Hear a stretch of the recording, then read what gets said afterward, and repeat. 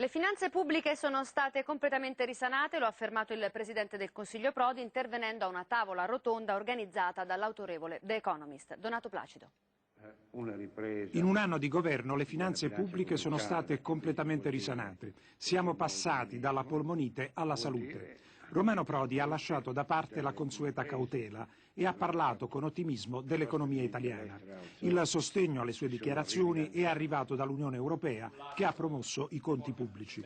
Abbiamo ridotto le tasse alle imprese e diminuito significativamente il costo del lavoro. È una misura, ha affermato il Presidente del Consiglio, che vale 7 miliardi.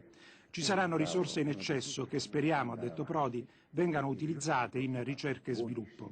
La strategia economica molto severa, ha spiegato il Presidente del Consiglio, ha pagato. Ora tutti hanno approvato e sostenuto la nostra azione.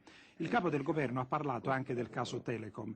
C'è stata una polemica indegna, non è vero, ha detto, che io abbia avuto un atteggiamento protezionistico. Vorrei, ha concluso Prodi, che altri paesi avessero la nostra stessa apertura agli investimenti stranieri. Cioè il discorso dell'Italia chiusa ai capitali stranieri, eccetera, è stato un discorso indecente, perché non era fondato sui fatti, come si è visto.